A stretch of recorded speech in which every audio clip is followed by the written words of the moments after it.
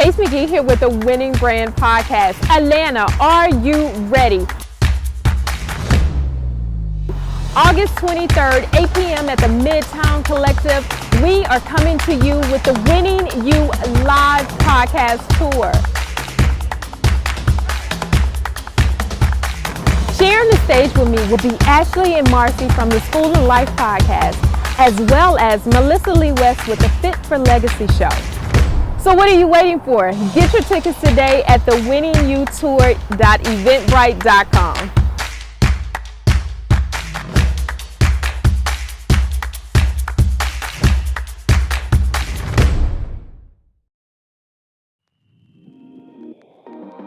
This is the Winning Brand Podcast, the podcast dedicated to helping entrepreneurs and small businesses level up with the right tools and resources to help you win in business.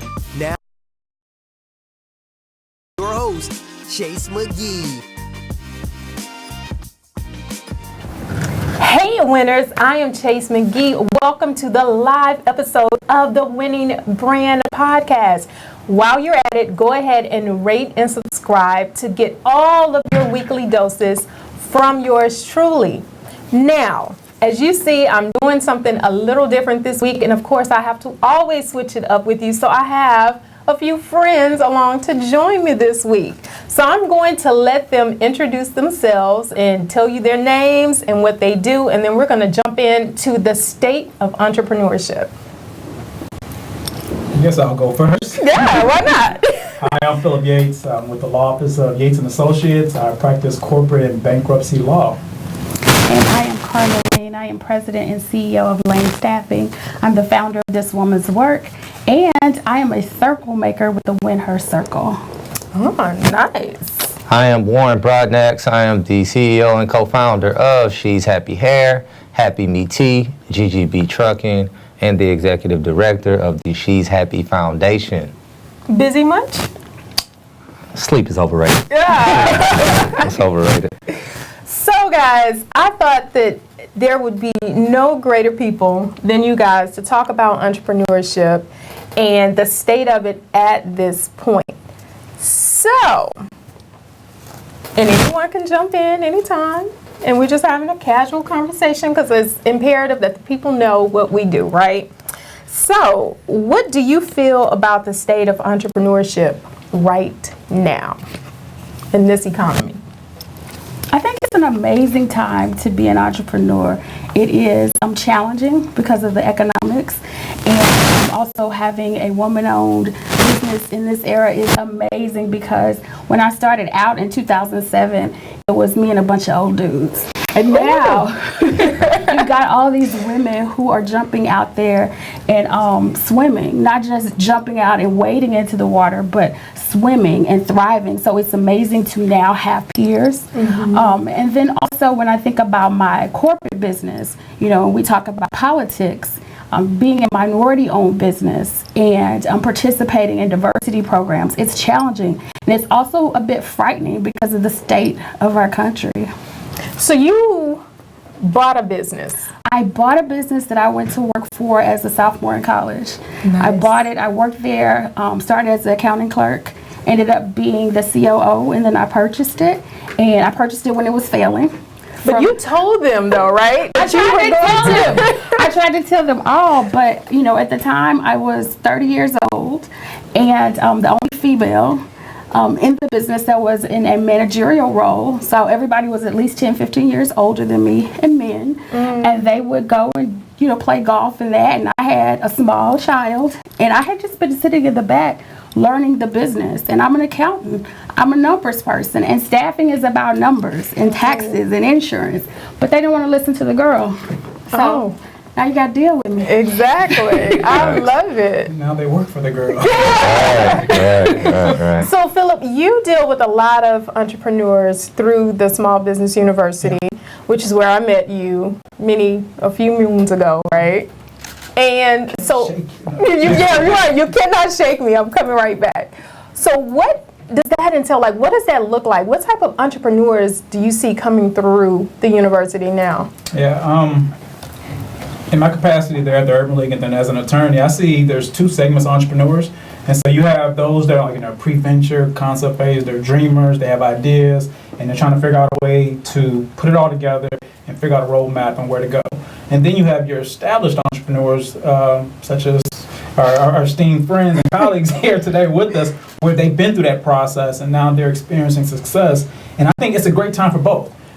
Now, on one hand, the people I see at the Urban League through the Small Business University, they have more opportunities than I would say that others had in the past, their predecessors who were entrepreneurs, because now there's more resources. I think the market's more advanced, and so through technology, they have access to more knowledge and more networks. And if you really truly want to meet that right person, they're available. They're making themselves available. If you truly need to understand what a business model is, or what a legal document that you need before you go get access to capital, or go-to market strategy, it's all available. And so I think the expectation is greater. However, that also presents its own challenges, so that people who come from communities that aren't necessarily exposed or privy to generational entrepreneurship, they don't know, but they don't know that when you walk into the room, people are expecting you to have it buttoned up and tight before you go apply for that loan or before you go apply for that contract.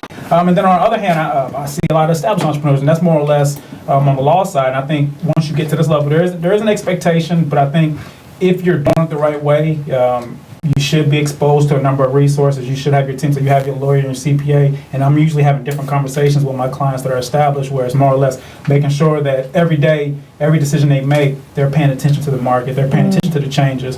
Versus, I don't think that conversation really can be had with my early entrepreneurs. So I see both sides of it, but I think it's a great opportunity for anybody who wants to start and grow their business and create generational wealth. Nice. So Warren, you started with $900 in a prayer? Yeah, a whole bunch of prayers, right? Right. So when I met you and I fell in love with your story, and you had a little bit of a different journey than the different classes and stuff that we had the opportunity to go through. What was that journey like for you? Like kind of just really taking that leap of faith, going out there and starting this business, this awesome business, by the way. Thank you. I think what was the journey like?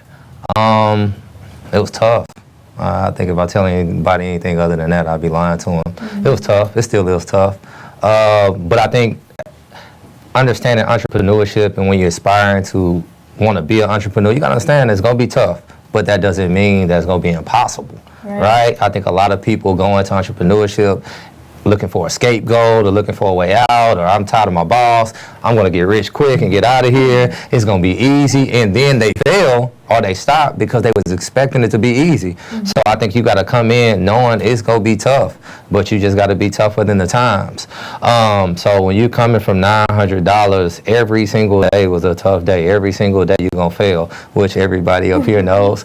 And a lot of people don't, and I don't think they expect that. But you got to come in knowing that and still find a way to trick yourself and get in your head like, I'm still going to enjoy the journey, right? I'm still going to do it. And kind of don't clap for yourself too much, but know if you're on this journey, kind of look back every now and then and see how far you came. Because it's so tough and you're failing so much, you get so discouraged, you don't want to quit. And it's like, you look back, you came back 40 spots. This is where you wanted to be last year. Exactly. You there, you just ain't where you want to be next year. So just understand it's tough, staying motivated. And I think it's a great time to be an entrepreneur because you have access to so many different positive people. Like Phillip said, with technology, you can get on Instagram and listen to a billionaire talk about how he built his business if he listened to the right podcast, listen to the right, you're giving up all the game on here. So I think it's a perfect time.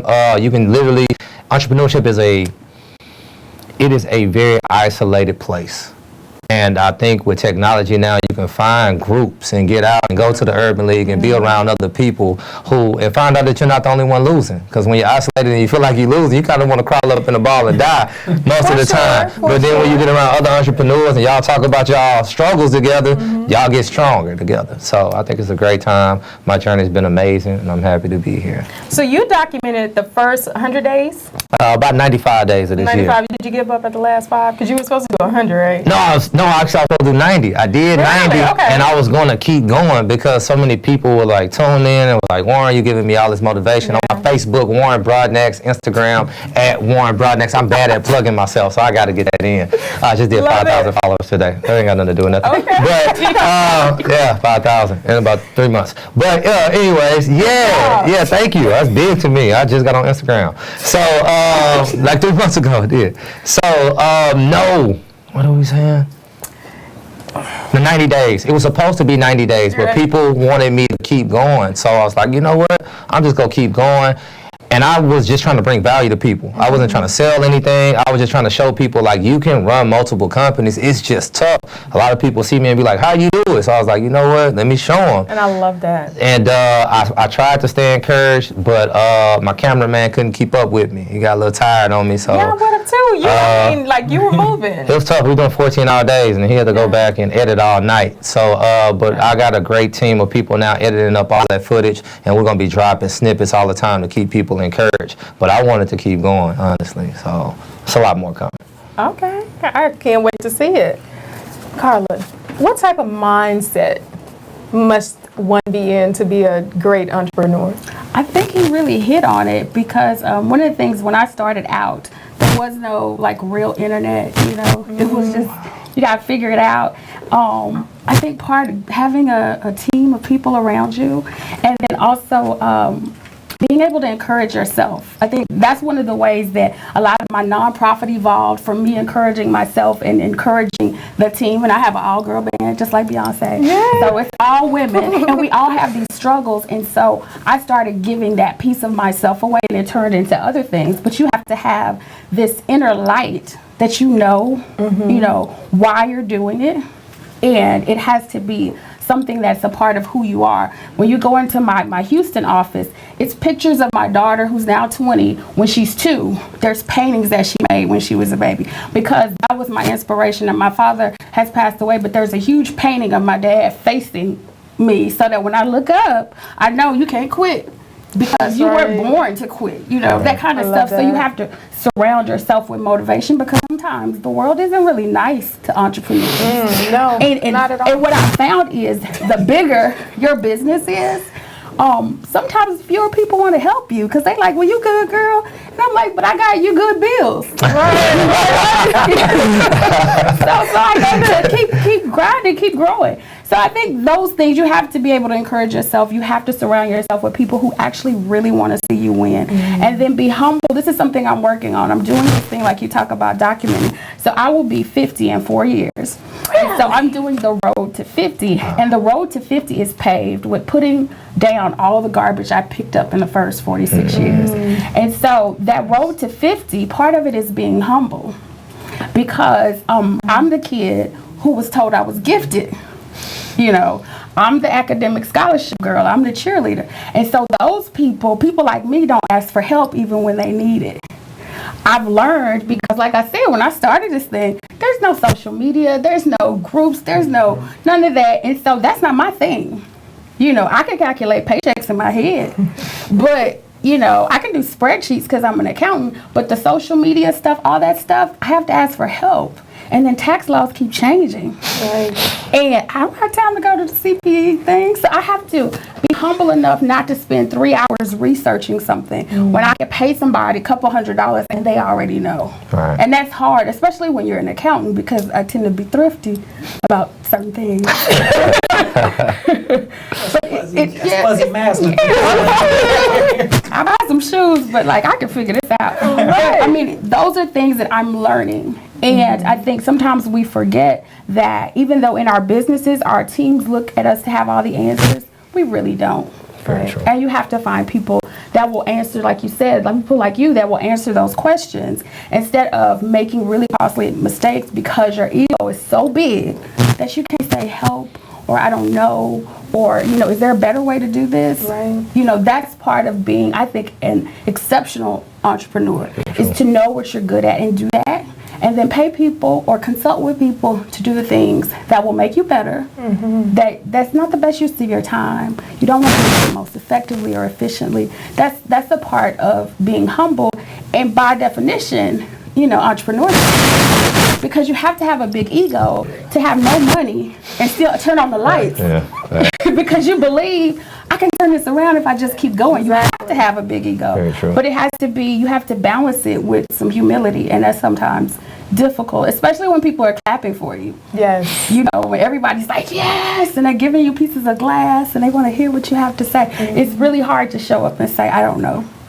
It is. Thank you for that, because you answered my question about humility. Phillip, who are the core people that you feel in entrepreneurship to grow and be better and stronger that you need to have in that core circle? Your core circle, you need a girls group. So whether it's a boy band, girls band, you need but not yes people, but people who just always have your intention in mind. Like every time I have a good idea, I call people. And I have the same people I've been calling for the past 15 years of my career, and they'll either give me good advice, or they'll tell me, they always give me good advice, but they'll cheer me on and say, okay, you're on the right path, or they'll give me honest feedback and say, maybe you should consider this. And so everybody needs that core group that you're either going through something similar or appreciate the work you're putting in. You need a mentor.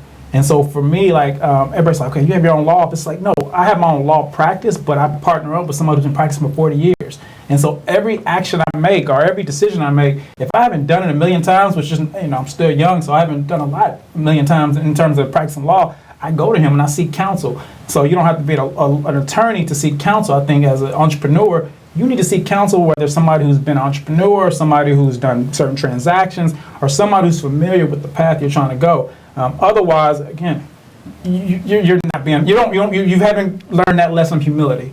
And that's even to that first question you asked about, some of the clients I see at the Urban League, they're not there yet because they're still dreaming. So they think everything they put on this paper is the right way to go. And they're thinking, okay, it's not, I just don't need to make the time investment, I don't need to make the financial investment, but yes, you do. And you realize that when you get to, a certain level of entrepreneurship. So you need counsel. You need a lawyer, you need CPA. It's hard to tell people at the very beginning of entrepreneurship that you need an attorney, because I'll tell them, okay, I'll give you the lowest flat rate I can give you just to help you with startup documents. Like, I can go to LegalZoom. Well, the reality is, if you're trying to start a certain company, certain formations or certain vehicles aren't for you. And so you need somebody to be able to advise you. And then if you have a partner or you have investors, well, that company agreement operating document is something that LegalZoom can't tell you what to do, because it's like input in, output. So you need somebody. And the same thing with your CPA. So those two people, I say you got to have a lawyer, you got to have a CPA, because they protect your money and they protect you and they protect your assets. So I think if you can get those three people and then learn what you're good at, you're on the right track. Outside of that, you just start finding help on things that you either don't want to do, you're not good at, or it doesn't bring you extra money. And so, case in point, social media. If you're not great at it, you hire a team to help with social media. If you're not good at building websites, I can go on and on different aspects of the business that helps it run. You don't have to do everything, but I think if you can take care of all those key players, the sooner you can do it, and the sooner you can kind of make those investments, I think you'll be well off based on my personal experience and based on the experience of the clients I've served. But what about the entrepreneur that's out there and is like, yes, you're right. However, I am balling on a budget or no budget. How does that, what do they do? Well, they as an entrepreneur, you're a dreamer, and you have to be able to sell that dream. And so you need to start selling that dream from day one. So when you come to me, I have clients right now that are starting companies that, supposedly going to, go to the market and they're going to make some X amount of dollars. Well, they sold me on their dream. I know the risk of taking those clients on, but I'm also giving them a discounted rate with the hopes that we can build a relationship. You have to do that with each individual, whether it starts off with your first business partner or it starts off with consultants, contractors. You need to be able to sell them and dream and then let them know, okay, this is what I have now, but this is where I'm going. I mean, that is what entrepreneurship is. You're convincing somebody that you have a value proposition that's going to give a return on investment. And so if you can do that properly, then people will meet your budget. And then you just got to understand there's people at different stages of their business life cycle. So at the very beginning, you can find a CPA that's just starting out or an attorney just starting out who can afford, your budget, or a graphic designer. You can go get interns. There's cross collateral, you can collaborate with other people. There's different ways, but first is getting out of your own way and understanding I need help. And then after that, I think you'll find the affordable avenues. And with that, I want to take a pause and I want to say thank you. Because no matter what outlandish or crazy thing that I thought I was coming to you with, you were like, yeah, it's a good idea. Let's do it. I'm like, but wait, I don't know how. It's like, I believe in you. You can do it. I know you can do it. So thank you. Because of you, part of that reason and pushing me, we are here. Absolutely. Thank you so much for that. So collaborations. You've been working. You've been doing some stuff. So you want to tell us about what you've been working on with Walmart and?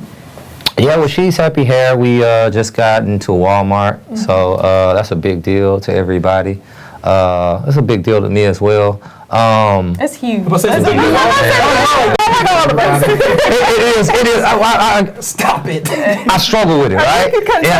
Well, because I feel like people be like, oh man, you got in Walmart, wow, congratulations. And it's like, well, we've been having 6 stores ourselves across the United States that we built, went and flew out and did all that, and nobody's clapping for that, or nobody was as happy. But then when I say Walmart, it's like, oh, that's that validation. So that's the struggle now. It's a great, lucrative move for me. Don't make any mistakes. Being able to get retail space into this #1 retailer in the United States. But sometimes I struggle because I feel like us entrepreneurs and us as a people, sometimes we always got to use these other big retailers to validate us, and we don't. Like, we've been making millions of dollars ourselves. Like, us being who we are is how we were able to get to Walmart. They seen the value proposition in us as well as we did in them. So working with Walmart is a big deal. With launching our first one right in Attoney, right north of Atlanta. So we're finishing up the last little things. We got one last inspection. We should be open. Pray for us because it's been a battle. When is that? When is the opening? I can't give you a date. Just pray for us. It's been a battle.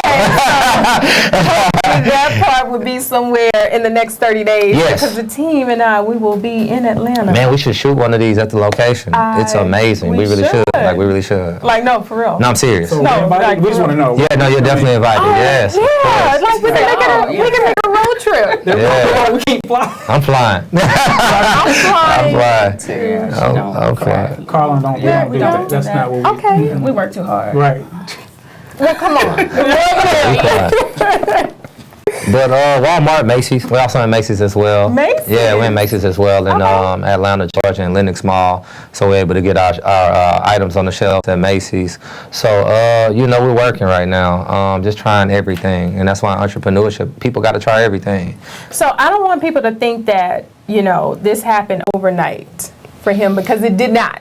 Like, it was a lot of blood, sweat, and tears behind this. So walk us through that process a little bit of how long it actually took, because people are like, now, since you've really started coming to the forefront, because you were hiding a little bit. I was. You were hiding by design. Yeah. And hey, which was great, because it worked, right? And now we see this mastermind behind She's Happy Hair, and it's like, oh wow, now you have people's attention. So, but what was that process like? Because it didn't happen overnight. Just a lot of hope. You know what I'm saying? Just a lot of hope. Just a lot of living in the future. A lot of not letting the present boggle you down. Like, the whole time, even when I'm at where we're right now in business and success, people are amazed by it. And I'm thinking about the next 20 things I got going. So, and that's always been my mindset, right? So, and I think people gotta understand, even if you're not a successful entrepreneur yet, don't mean you can't be. Like, for years, all my coworkers, from the fire department to when I worked for Harris County Juvenile Probation to my homeboys, they know I used to always say, if I can just be in a situation where I control my own destiny, I'm gonna win. They laugh at it now because they see it, right? And they get a chance to see the videos and me talk the same way I've been talking. So people gotta know, you gotta see it to believe it. And that's like the key of being an entrepreneur, is being a visionary, and then just not letting the current boggle you down. Like, I see greatness in me, I want it, I'm gonna pull it out of myself, but I gotta do the work. And at every day from 2012, with a raggedy car, driving all over Houston, running out of gas, you know what I'm saying? Literally selling bundles out the trunk while my hood is smoking. But I always stay optimistic. Like, I literally remember myself driving in Houston in the heat of summer, meeting a woman to make $75, and my hood smoking. And with me selling literally bundles out the trunk, and she's like, you gonna be all right with that hood? And I'm like, yeah, I'm gonna be all right. And I remember going in the gas station, paying 99 cents. I was mad I had to spend $1 on my 75 to get a bag of ice, put it on my engine so the engine can cool down, and sitting in the car with the door open because I don't have no AC. And like, man, I'm gonna tell this story one day. right? So you gotta have that dream. You gotta see it to believe it. And people don't understand how important that is. That's the only way you get from being lights off and almost broke to the situations where I'm in now, you know? And people gotta just see it to believe it and stay encouraged, man. You have to. And everything has to be on the foundation of hard work. It has to be on the foundation of hard work. I totally agree. Yeah. And that's what I think as entrepreneurs sometimes they see the highlight reel Right. of so many other people and they're like, what's happening for them? Why is it not happening for me? And if they can do it, I can do it. But you don't know Nope. how many peanut butter and jelly sandwiches, Sleepless nights. early mornings, how many metro rides we have to take to get to where we want to be. You know what I mean? It's like that hustle and that grind. And I look, and once you get in that zone, to stay focused, and I tell people all the time, you have to stay focused. You have to stay in your lane, and you have to stay focused. It's like driving a car. You cannot go anywhere. You can't keep looking over. You're going to swerve. You're going to get in a wreck. Stay in your lane, because social media can be overwhelming. It can. You're looking at your competition, and you're like, okay, they doing this, what they doing today, or I got to catch up. The moment I turned it off, and I stopped following people, and I stopped looking, and I had to be my own competition. I had to be the only person that I saw. And at the end of the day, my question was, Chase, can you go harder? I love it. Can you go harder? And my answer is always, absolutely. Yes, I can. So Carla, did you have some of those moments where you're like, man, F entrepreneurship? Wow. So like I said, I bought a failing business in 2007, and I like stuff. Can I ask a question? How did you do that? I'm an accountant. So you knew the... So I knew the back end. I bought a business that I understood the numbers. I did not know anything about recruiting or sales. Wow. But because of that ego, I didn't think about that. I just knew I know how to keep money in the bank. And then again, like I said, I'm the kid who was, when I went to inner city schools, they said that I was, I had a lot of energy. And so one of my teachers, my third grade teacher, started bringing in the Wall Street Journal when I was in the third grade. School district was Wilma Hutchins Independent School District. State took it over. It was the lowest performing school district in the state of Texas. But my teacher, Miss Dirks, to keep me quiet, and I used to turn flips in class, she brought the Wall Street Journal, and so I started trading stocks very young. So I've always had a savings account. I'm a different kind of bird. Absolutely. So I've always had a savings account. And so when the business I was working for started to have trouble, I had been living on probably about half of my salary. And so I had money saved up. And so I knew that I could do it. And I had fallen in love with the business. Like, I wanted to go to law school, but, you know, I had a baby and all that stuff happened. So my parents were like, we're not paying for law school. God bless your parents. So I bought that business. I actually bought it from the Internal Revenue Service. Wow. Yeah, the alphabet people. That is And so when I bought it, it was 2007, and I spent the rest of my savings on, I'm a Delta, so we needed red chairs, and in 2007 we needed a flat screen, and they were not at Walmart back in 2007. They were quite expensive. I had a flat screen in my lobby, and it was beautiful. And my office, I bought Prime right outside of Greenway Plaza on the first floor, so you walk in the building, you got to see my last name on the wall. It was beautiful. And then Hurricane Ike came and ripped the roof off of the building, and all the water from the building settled in my office, because the building sat like this and my office was right here. And because things had to be pretty, all the CPUs, because that was before they had all-in-ones, all the CPUs were on the floor. So all my documents that I had made for the last 15 years were not backed up. Wow. So yeah, lost everything. Before the cloud. Yeah. And then I had BC. Yeah, there was no, like my mom says, the clouds. Yeah, there was no clouds. And so I was devastated. And at the time I was married, and I poured all of my money, my mortgage money, into the business. And so I couldn't tell this man, like, I don't have my phone. You can't go home and do that. So I came back. I went to Dallas for the storm, came back, and two of my employees at the time met me at the building. We had to sign waivers to go in there, and we pulled out everything that we could. And then I called my parents as we were driving back to my house in Pearland, which is technically closer to the water, but nothing happened to my house. So we ran the business from my house from September all the way to the week before Thanksgiving. And I was actually terrified. So that's how I learned to sell. Because the Corps of Engineers was in town. The city of Houston had money for the hurricane. Like, everybody was trying to fix Houston. And I was running around Houston begging for business. Yeah. And that's when I became fearless. Wow. Because I didn't have a choice. I didn't have the money left. Facts. So I was like, and that's how I got to know everybody. They was like, that's that girl that's, full suit and tennis shoes. 'Cause I got to do it. And that's when we started. That's the first month. That September was the first month we made $1 million in a month. Wow. Congratulations. But it was, I was Yes, terrified. congrats. Because I was like, if But I you tell did this it story, I don't have my afraid. heart. Can you imagine that? But you did it afraid and Yeah. you did it. Had to keep going. And as I was driving back, I remember my parents saying, because I was so caught up on what things look like, they said, your business is not all that money you spend on being pretty. Your business is the two ladies that are behind you trusting you're going to figure it out. Yeah. Wow. And that's what my business is. I'm in the people business.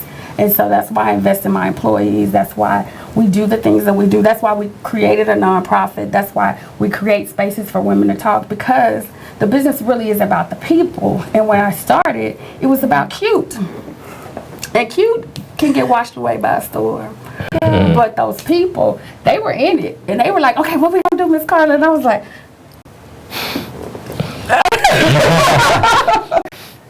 well, we figured it out. I love it. So you've created a culture in your business, and that is important, because when you create that, people will rock with you and they will stand with you till the end. They will stand, and they will. Before we had direct deposit, I was like, I know it's payday, but I'm gonna need you to hold that till Tuesday. Straight up. I love it. I love it. But they stay with you, and that shows your character and who you are, because most people would have been like, they would have put you on, Facebook, on the book. Look, they would have said Facebooks. That's a bunch of them. Right? And would have really been like, unreliable. Yeah. But I mean, and those people, some of which are still with us today, that you don't ever forget who is with you when there's really nothing to follow but your dreams. It's easier to, be hired by an organization where you have scheduled paydays and you have health insurance and you have, savings plans and all that. But when it's just an entrepreneur and their dreams, then those people who come on board and they trust that you're going to do well by them and their family, that's something that is like, you have to honor it, I think. And then when the tide turns and there is something to actually share, then I think you have to share it. I mean, my team and I, we go on trips, all kinds of stuff, because I remember when really I'm like, can you hold that till Tuesday? And nobody went to the bank. Because if they would have, they'd have just had to That's really overdrawn. But I mean, it's just that kind of stuff that those days, people think, they'll say, well, you work for yourself, so you don't really have to go to work. Yeah, everybody else is at home. I'm still working.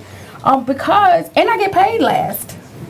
That's the thing about entrepreneurship. I think people forget is that if you are a real entrepreneur, everybody gets paid before you. That's why when the tide turns, you get the most money. It's just like the market. It's big risk, but it's big return. But it is big risk, and sometimes you lose. Big time. Tweetable moments. Yeah. Let me get my phone out. Right? Yeah, I like those Yeah. tweetable moments. All right. So, you guys, we are going to actually take a break, and we will be back. But after that, a word from our sponsor. Have you ever thought, as a business owner, how can I get my product or service in the hands of consumers all over the world? By becoming a sponsor of the Winning You Live podcast tour, you will be able to get your business in front of thousands on a global level. Unlike ad placements on other platforms, our ads are evergreen and on demand wherever you listen to your favorite podcast. Don't just run a business, create a brand. Contact us today at winningbrandpodcast.com. Just like music. Welcome to Shoot Your Shot, the C. Allen Experience. Shoot Your Shot is a fun, interactive photography experience where your smartphone makes you the most powerful person in the room. It's hosted by me, photographer C. Allen. You want to be the smartest person in the room, the coldest person in the room, get to Shoot Your Shot next time, okay? So you can learn how to be so innovative and creative with your cell phone. All you need is a charged iPhone or Android and you're ready to take your mobile photography skills to the next level. I look forward to transforming you and your friends into some amazingly dope mobile photographers. I invite you to come out and shoot your shot. We out here doing photos at night. The Nocturnals is here. We got a DJ up inside. There's drinks, there's dancing, there's food. Man, y'all missed it. Too bad, too sad.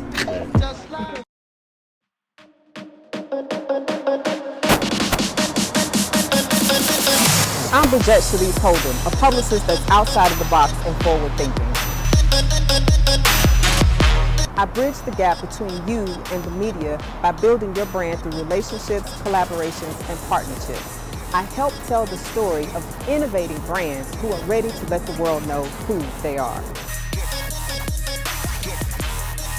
I am She Bridges PR, bridging the gap between you and the media. Hey you guys, if you are tuning in, I'm Chasey McGee, host of the Winning Brand Podcast, and this is our live edition. I'm chatting with three people that I very much admire, and we've just been old friends. Kind of, not really, but sort of. So in this entrepreneur space, we have Carla K. Lane and Phillip Yates and Warren Broadnax. So we've been talking about the state of entrepreneurship.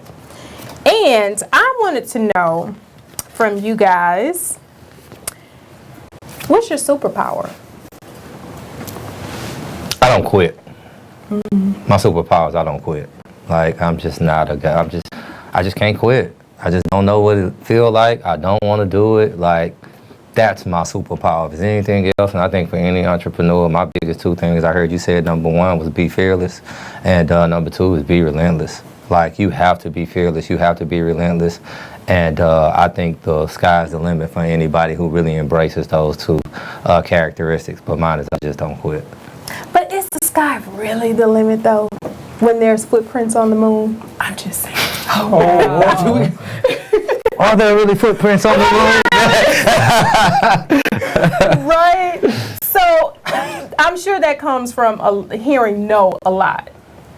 Yeah, well, I'm a veteran, so I'm a survivor. I think we all are survivors. So number one, we kind of got to know where we come from first, right? And we know what our people went through, and I draw a lot of strength from that. I draw a lot of strength from watching my mom struggle, and that's one reason why I don't quit. If I watch my mom struggle with 2 kids and go through everything, and people thought it was all good, like people think entrepreneurship is all good from the outside looking in, and I watch her not quit, not fold, then I know that I'm not going to quit and I'm not going to fold, because my mom didn't break. So a lot of that comes from that. It comes from the military. I'm an ex-firefighter as well. So it's just those mentalities. And the military's put you in so many different predicaments where you think you're going to die, and you don't. And then you make it like, ooh, okay, I'm here, like I'm better, I'm stronger than I think I am. So I think people have to throw that armor on their mind and know, like, you're stronger than you think you are. And that's the true strength of everybody is your mind. Like, any situation, if you say you can do it, you're right. If you say you can't do it, you're right. I think we all know people that sitting around somewhere like, I can never do that. I can't never do, and they don't never do their life. They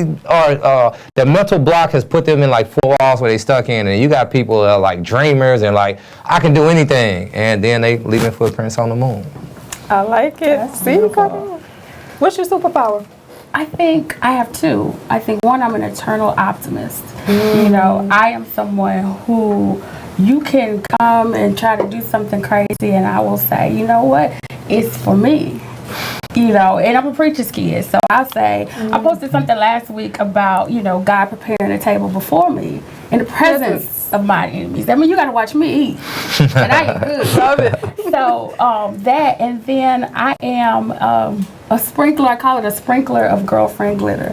I have the ability to help people think that they can fight lions and tigers and bears, because I believe that you can. I believe that if there is something that you are supposed to do, you will do it.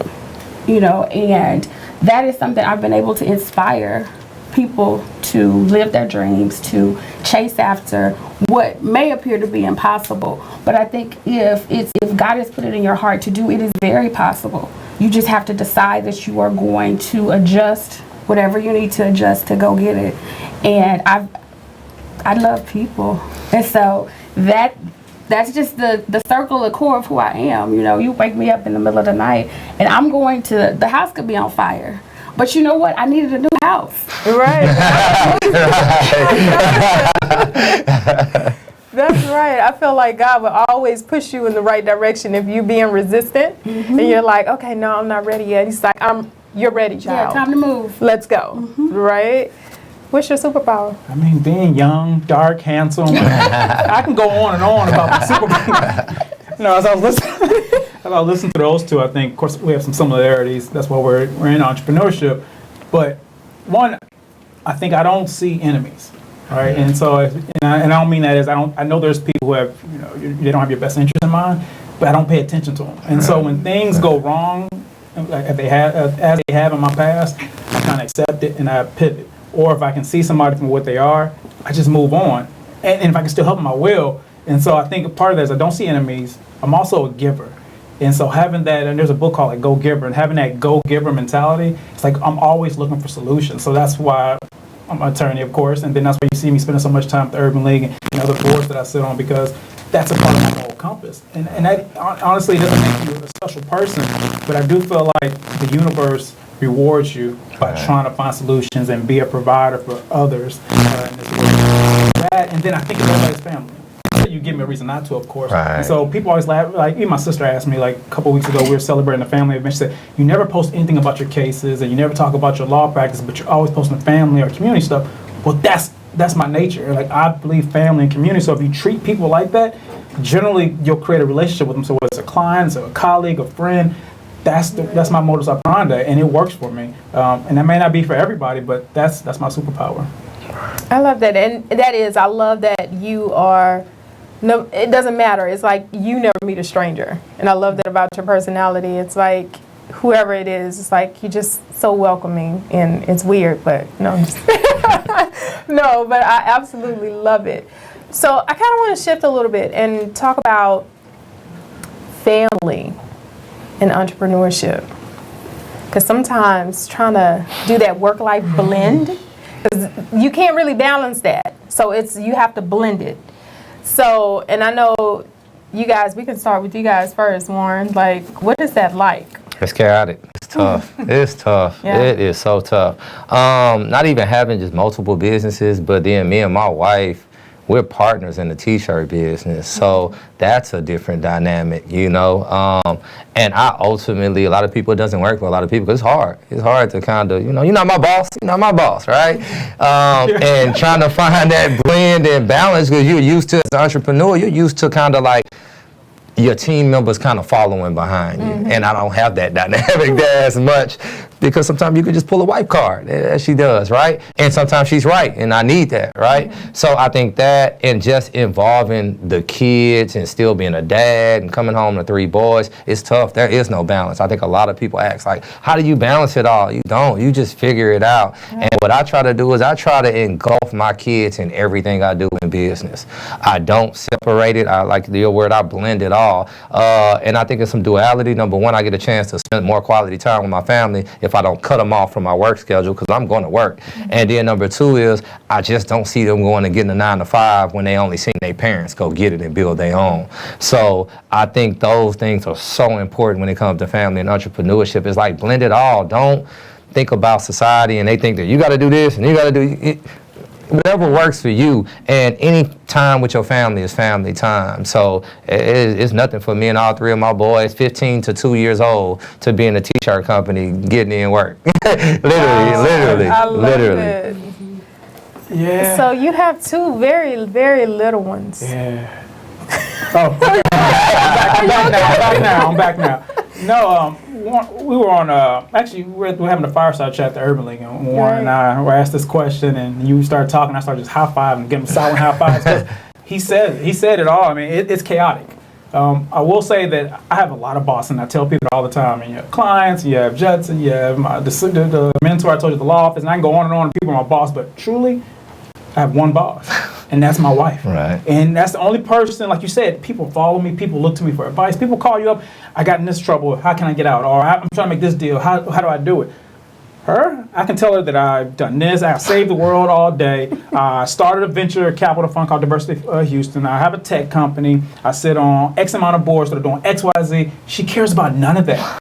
And because we're all zigzaggers, she doesn't fully comprehend that I'm not going a conventional route, but she appreciates it because, like once I had to bring her in, like so when we were dating, because I'm like, she just trusted me. Like, okay, he's gonna make it one day. She said maybe. And he said, I'll just love him, and we'll be another statistic. But she saw me make it, so now it's like I have to explain to her. Like I come to the table, she's like my main primary shareholder, where we talk about all the business plans. We talk about what the next 5 years is gonna look like, what's 20 years look like, and then even to a point where I'm trying to now give her some responsibility. Like, okay, won't you start this, and won't you do this? I love the fact that you and your wife have businesses together, and that's something that my wife and I aspire to do. And I have little ones, but they see me always having a laptop out. They see me reading books, and then I read books with them so they can say, okay, this is what daddy does. So that eventually I want them to follow my footsteps, and because you don't have to be an entrepreneur, but at least you know that options out there to create your own company and build businesses and build wealth. Yeah, and I need you to stick with that and not doing their hair anymore. Oh, come on. She's happy here, we got to deal with it. Got you, brother. Got you. Carla. So I am now divorced. Praise God, Jesus. But I have one biological and I have 6 bonuses. And so I raised children while I was building a business. And the amazing thing, like when my children got to be 12 years old, they all had to work in the business. And then when they turned 16, they had to go get their own jobs. And the reason I did that is I wanted them to know and appreciate the work that goes into the lifestyle that they enjoy, you know, and to value the people who trust us by going to work every day. And all of my children invariably were fired while they were employed by Lane Staffing. When they asked to be rehired, they had to apologize to the team. You know, my daughter, my biological baby, she decided that she was going to watch all 27 episodes of Trapped in the Closet while she was at work and try to get the employees to watch with her. It's a party. Oh, baby, you got to go Who needs to work? Who needs to work? Episode 17 is it. It gets ridiculous. Anyway, We're building a culture. You're getting out of here. But she understands it. So now she's in college. She has a job. She has a crazy work ethic. You know, one of my bonus babies is now in movies. Crazy work ethic. Oh, wow. One of my sons has a biology and chemistry degree from Texas Tech. Crazy work ethic. And so what happened, they're watching me, you know, sleep 3-5 hours a night for a decade. They understand that, you know, you do what you got to do and then you rest. And that's the amazing thing about it. For me, being in a relationship and being a woman in business was difficult because, like you say, when you run stuff, it is very hard to turn it off when you get home. So you're like, you need to do this, and these are the tasks. And that don't work. I don't know what does work. I haven't decided or discovered the answer to that. So I think it's a very different dynamic for women in business because of traditional gender roles. And so in my circle of sister friends, those of us that are entrepreneurs, most of us are not married or we have businesses with our spouses. That's just the circle. And my girlfriends are all between the ages of 40 and 55. And that's just what we've discovered. And then when you're a female entrepreneur and you're dating, people don't want to know that you're dating. No. So that means that you show up with a crew of girls to all the galas and all the, you know, because if you're dating, that means a guy might be there. And then he just goes, because that didn't work. So next, and it's not always the best look, you know, unfortunately, even though it should be. So I think for a woman in a large business that is very visual, when people see you, it's a different dynamic than it is for men, even single men, because it's expected that they would have, you know, somebody cute. So you hear that, guys? There's a secret network of women available. the game looks. We're in a pack, and we're drinking wine and laughing. How do you do self-care? How do you take care of yourself? Self-care. I try to make sure that I get some me time. Like, I am a wreck if I don't have any me time. What does that look like? It's in different formats. I'm most happiest when I can go work out, run. I'm most happiest when I can read and learn new things. Most of the time, my self-care time is gonna be from like 2 o'clock to 5 in the morning. Just cause the family sleep, everybody on my team, nobody's hitting me, and I can just kind of plug in and I'm not distracted. So I can kind of focus and think about the future and think about where I'm failing at and just use a lot of self-reflection. I think that me time is so important to so many people, and you have to be intentional about it, because when you become an entrepreneur and a lot of your dreams too start to come into fruition, you get ate up. You like, Phillip, you got kids, you got the wife, you got board meetings, usually a foundation that you're pushing because you got a passion about something else and you got that integrity, but you cannot forget about you at the end of the day. And I think we all get to that point where we hit a wall like, oh, I got to pull back and find some me time here, or things are going to get bad. So definitely that time for me, I'll sleep later. I'm pretty much like, I'll sleep later. I'll take that time to reflect and just get my thoughts together, because when you build a team and you got a great team and everybody's pulling you and they see the success now. So we encourage people. And that's one thing I love, because I'm able to get team members who encourage and they got that same work ethic like I do, but it's like, and they're pulling you. So they might hit you at 11 and they might hit you at 12. And it's like, I don't have no time for me, So I've learned to just sacrifice a little sleep and just get that time to reflect. And I honestly cherish it more than sleep, just that time to just think and just think things through in my head. So you said, do you read or do you listen to audiobooks? I read, Okay. and I listen to podcasts. Really? Which one? I listen to The Winning Brand with Chase McGee. Right. My favorite podcast, if you wanted me to be completely honest here. Right. So that's my favorite one. But I like to physically read. A lot of people are in the audiobooks. I haven't gotten into them. It's me. I like to retain things. I like to highlight when I'm going through problems. Like when I'm struggling, like on my desk I have like 10 books. So when I'm struggling through things, sometimes I'll just pick up a book and just read to find me a highlighted part or a sentence or two, and it'll put things back in perspective from me. And an audio book just doesn't give me that. So I'm a reader. I like old school. Nice. I can see you with a glass of wine somewhere. Of course, champagne bubbles. Yes. Part in the glass. Okay.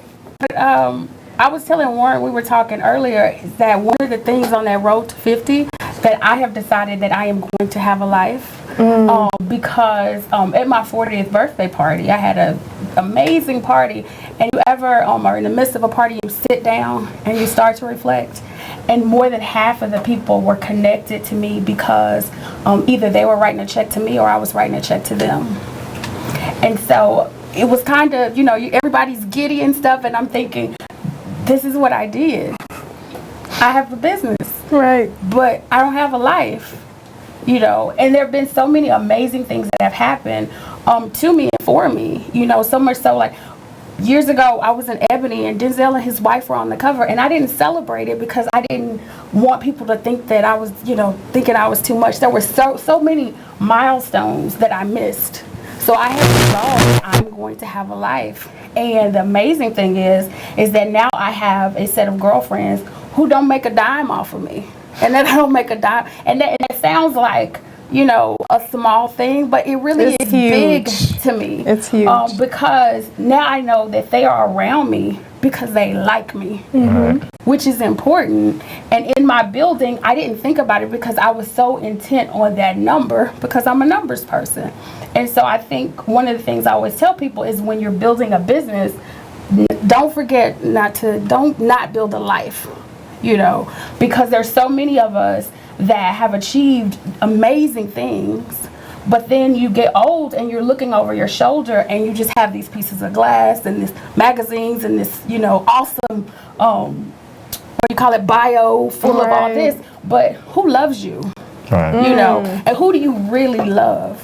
And so this year I have had an amazing time with my girlfriends, and we have laughed till we cried. I just got back from hanging out with my sister and my nieces, and we ate pizza and stayed up all night and made mimosas at 3 in the morning, and it was amazing. 3 years ago, I did not have time for that. Wow. You know, so I think that has been, for me, it's not a day. It's just if I decide I want to go somewhere, I'm going. I love it. Do you do anything self-care? You take care of yourself? I'm just not sure how to take it. No, I do. It's important for me, especially with a high-stress job like being an attorney, because you're always managing people's problems and issues, that I have to find my equilibrium every day. Mm-hmm. Otherwise, I'm like, it'll mess up my whole day, and it messes up my relationships and the way I communicate. And so I have like a self-care checklist. And so, we were talking about the marathons. I started doing that a couple of years, and it wasn't for any reason outside of that's my time to think. Wow. And that's my time to just be by myself. And so, people say, you're running 9 miles, at 10 o'clock at night. Yes, I'm training for a marathon, but really that's my time. I'm just going through ideas, talking to myself, I'm validating what I did that day and how can I improve myself. So my next marathon is New York in November. Wow. And so wish me luck. I told you my goal is to finish it with my dignity. I love it. Guys, but Please do. Reading, I love reading. I love being with family. And you said something that was very important because, when I first started this journey as an entrepreneur, you want to try to get in certain circles. You want to be known. You want to build a network. And that's great. But I think once you understand your value proposition, then it's like, okay, people who need to be in my life on that aspect will be there. But really what's important, my wife, my kids, my dad, my mom, my cousins. People, my best friends. People who genuinely just love me no matter when Phillip was that guy or to what I am today where I'm self-sustainable. And that makes me happy. I love it. Well, there you have it, everyone. The state of entrepreneurship. I would like to thank my special guests for coming out. You guys were amazing. Thank you. Thank you so much. Their links and information will be in the description and at the bottom of the information in the show notes, right? Why am I drawing blanks on my own podcast? But hey, it's real life. That's what happened, right? So did you put my law firm in? It's we did get that corrected for you. Yates Law Office. Follow me on Instagram, Twitter, Facebook, www.yateslawplc.com. And also, if you're an entrepreneur and you're following us and you're in Houston, we have a small business university that we do year-round. Come and check us out. It's totally free. It's a place for you to break things and figure out your pathway so that you can be the next Warren, Carla, and of course Chase on the Winning Brand Podcast. Oh, I love it. Just plug me in real quick. What are your social media handles? So Carla K. Lane on Facebook. And you can go to www.lanestaff.com. And then also Carlaism on Facebook. And the Win Her Circle on Facebook and Instagram. All right. Warren Broadnax on Facebook, WarrenBroadnax, as well as Warren Broadnax on Instagram, at She's Happy Hair, at Happy Me TLLC. That's it. At the She's Happy Foundation as well. That's important. All righty. Well, there you have it. Also, thank you, Skyline Media, The C. Allen Experience, She Bridges PR, Tracy L. James, and TCC Global. As we wrap for the day, everyone, remember this thought. Success is not final. Failure is not fatal. And the courage is to continue what counts. Until next week. Bye. Thank you for listening to the Winning Brand Podcast. Please take a moment to comment, rate, and subscribe on iTunes, SoundCloud, and Google Podcasts. And to view the podcast, please subscribe to our YouTube channel. Until next time, have a winning week.